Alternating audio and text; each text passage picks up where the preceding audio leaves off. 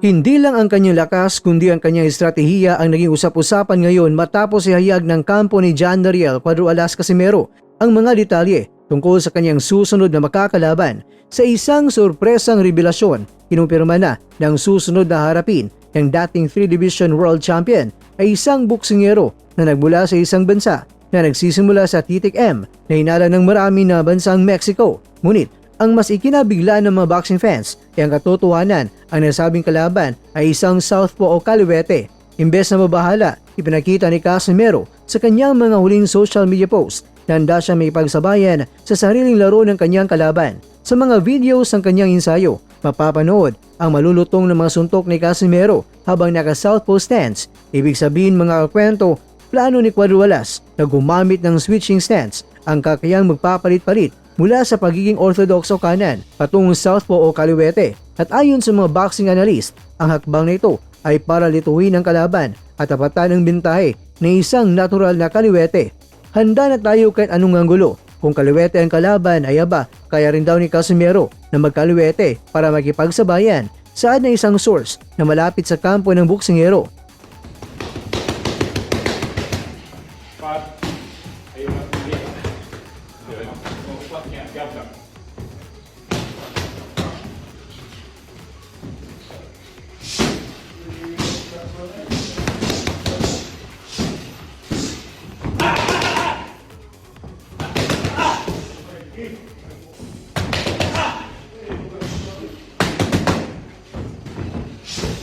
Jordan.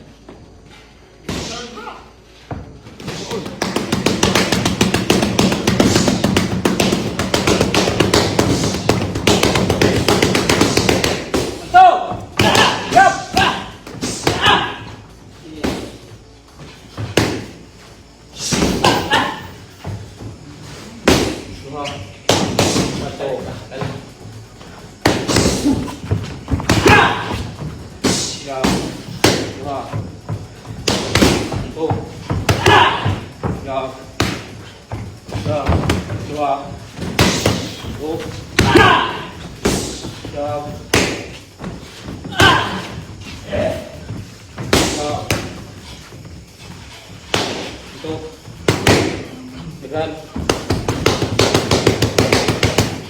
4 ayo pilih ya 4 nya gap lah.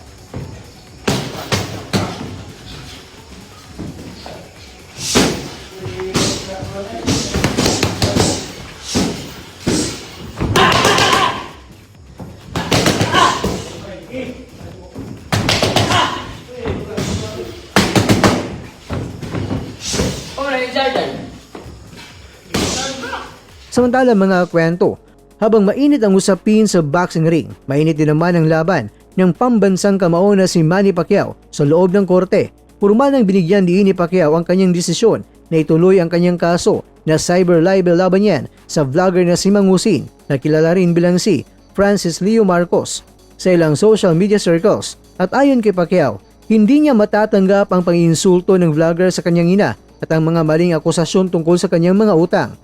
Parang sinabi niya na yung mama ko na mukhang bakulaw, so hindi maganda yan. Nasaktan ako noon. Malungkot na pahayag ni Pacquiao. Pangalawa, sa isyu ng utang, sinabi rin ng boksingero na masama ang ginawa nitong pagsira sa kanyang pangalan sa pamamagitan ng pag-claim na mayroon siyang utang sa vlogger. Bagamat isang Kristiyano, naniniwala si Pacquiao na kailangang dumaan sa tamang proseso ng batas ang lahat.